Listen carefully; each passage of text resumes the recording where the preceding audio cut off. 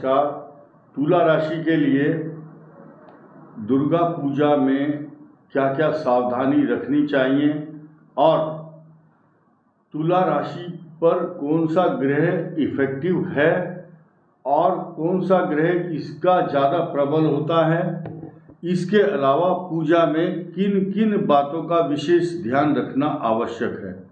नवरात्र विशेष रूप से वर्ष का सबसे बड़ा पर्व इसलिए होता है क्योंकि शुरुआत साल की इसी नवरात्र से होती है। वासंतिक नवरात्र और शारदीय नवरात्र में सबसे बड़ा पुण्य मास माना गया है क्योंकि इसी में रामनवमी भी आती है, नवमी के दिन। लेकिन दो राशियां हैं, वृष और तुला। तुला राशि का स्वामी शुक्र है, जो दो प्रकार के देवता हैं, एक पुरुष मेल, एक फीमेल। माँ दुर्गा स्त्री जाति स्त्री में आती हैं, फीमेल गॉड। तो माँ सरस्वती, दुर्गा, लक्ष्मी और भगवान शिव, हनुमान जी, भगवान कृष्ण, भगवान राम, ये आदि पुरुष हैं। तो तुला राशि के लिए माँ दुर्गा की जो पूजा है वो विशेष फलदायिनी होती ही है। इसके अलावा सबसे महत्वपूर्ण बात मानने की क्या है कि कन्या पूजन, 9 कन्याओं का पूजन करना चाहिए। इसके साथ साथ जो घर का सबसे बड़ा मेंबर होगा, वरिष्ठ, उसके द्वारा कन्याओं का पूजन करना चाहिए। उनके पैर चरण प्रक्षालन करने के पश्चात उनको तिलक से अभिषेक करना कन्याओं को। उन अबोध बालिकाओं के गले में अगर माला डालें या उपहार स्वरूप कटोरी, चम्मच या पेन, पेंसिल, शिक्षा प्राप्त करने का कोई एक साधन, कुछ भी उपहार स्वरूप दे सकते हैं। साथ में भोजन कराने के बाद जितना भी वो खाएं या बचाकर ले जा सकते हैं, उसके बाद द्रव्य दक्षिणा अवश्य भेंट करनी चाहिए। सबसे महत्वपूर्ण बात जिसका उल्लेख करने के लिए ये वीडियो बनाया जा रहा है वो ध्यान से सुनना है। दुर्गा जी के 9 नाम है, 9 ही दिन की पूजा है। प्रथमम शैलपुत्री च, द्वितीयम ब्रह्मचारिणी, तृतीयम चंद्रघंटेति, कुष्मांडेति, चतुर्थकम, कुष्मांडा चौथे नंबर की है। पंचमम स्कंदमातेति, पंचमम स्कंदमाता, षष्ठम कात्यायनी, छठी कात्यायनी माता है। सप्तमम काल रात्रि थी, महागौरी थी, चाष्टमम महागौरी है, 8वां स्वरूप। ज़्यादातर भारत के अंदर लोग बोलते हैं हम तो अष्टमी के दिन कन्या पूजन करते हैं, बस यही खराब बात है। तुला राशि के लिए, तुला राशि के जातकों के लिए विशेष रूप से, अब अंतिम शब्द सुनिए, महागौरी चाष्टमम, नवमम सिद्धिदात्री च, नव दुर्गा प्रकृतिदा।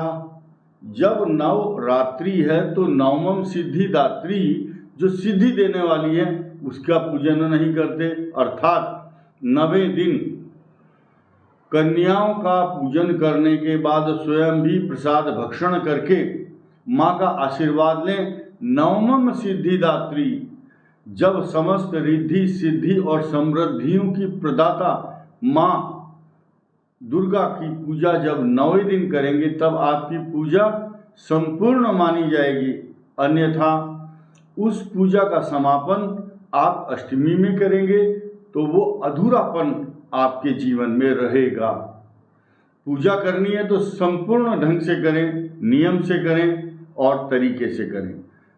नियम, और उसमें अंतिम दिन दुर्गा जी के अष्टोत्तर नाम स्तोत्र का पाठ करते हुए क्षमा प्रार्थना, क्षमा प्रार्थना, आवाहनम न जानामि, न जानामि विसर्जनम, पूजाम चैव न जानामि, क्षम्यताम परमेश्वरी, मंत्रहीनम क्रियाहीनम भक्तिहीनम सुरेश्वरी, यत् पूजितं मया देव परिपूर्णं तदस्तु मे।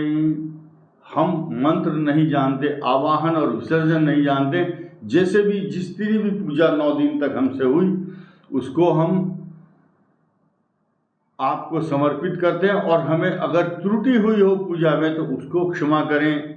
ऐसे क्षमा प्रार्थना करके पूजा को संपन्न करें, और अंतिम दिन ही यज्ञ हवन, अगर आप नहीं जानते हवन करना, या कोई ब्राह्मण उपलब्ध नहीं है, या दुर्गम क्षेत्र में आप रह रहे हैं, तो स्वयं ही आम की लकड़ी या उपले लेकर उस पर हवन सामग्री डालकर माँ दुर्गा के 9 नाम लेकर के, जो पढ़े हुए हैं, संस्कृत जानते हैं, संस्कृत में या हिंदी में, दुर्गा जी के 32 नाम या 108 नाम बोल करके, सती साध्वी भवप्रीता भवानी भव मोचनी, ये जो है अष्टोत्तर नाम स्तोत्र है। इसका पाठ नियम से करने के पश्चात आप कन्या पूजन करें।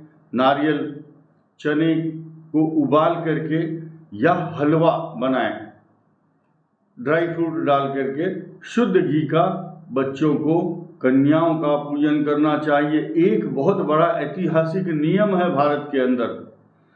भारत की जितनी भी परंपराएं और पर्व हैं, त्योहार हैं, वो अच्छे स्वास्थ्य के लिए हैं।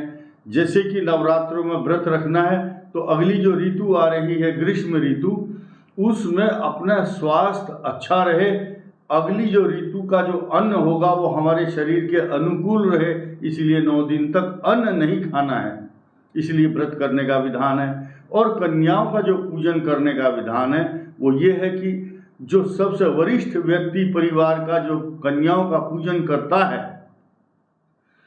तो उसके जो पौत्र आदि परिवार के लोग हैं उन कन्याओं का पूजन करते हुए देखे जाते हैं। जब वो कन्याएं बड़ी होती हैं तो उस परिवार के जो बच्चे परिवार सदस्य हैं वो उन कन्याओं को श्रद्धा से देखते हैं, सम्मान के साथ देखते हैं, ताकि समाज में उन कन्याओं की रक्षा हो, उनका सम्मान हो और समाज में कोई कुरीति ना फैले। ये आध्यात्मिक इसका दृष्टिकोण है, यही रहस्य है कन्या पूजन का। तो जितने भी पर्व हमारे यहाँ सनातन पद्धति में मनाए जा रहे हैं उन सब के पीछे कोई ना कोई एक बहुत बड़ा अनुशासित कारण अवश्य है, जिससे समाज को एक नई प्रेरणा, नई दिशा और एक स्वस्थ समाज की परिकल्पना की जाती है और उसका एक परंपरा डाली जाती है। तो यज्ञ करने के पश्चात आपके सभी कार्य संपन्न होंगे, आपको आत्मिक शांति मिलेगी।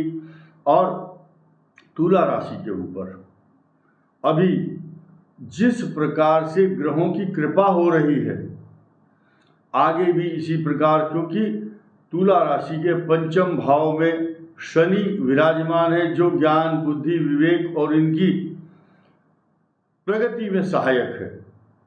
त्रिकोण में बैठा है केंद्र का स्वामी, और अभी उच्च राशि में सूर्य आएंगे, तुला राशि के लिए बहुत अच्छा माना जाएगा। इसके अतिरिक्त बृहस्पति भी केंद्र में आएंगे, यानी कि तुला से 7वें भाव में। तो इस प्रकार तुला के लिए ग्रहों का जो समीकरण है वो बहुत पॉजिटिव हो रहा है। ऐसे समय में जब आप माँ दुर्गा की कृपा प्राप्त करते हैं तो आपके समस्त कार्यों में प्रगति होगी, मान सम्मान होगा। सबसे बड़ी चीज़ ये है कि आपको आत्मिक शांति प्राप्त होगी और नेगेटिव थॉट्स आपके मन में नहीं आएंगे।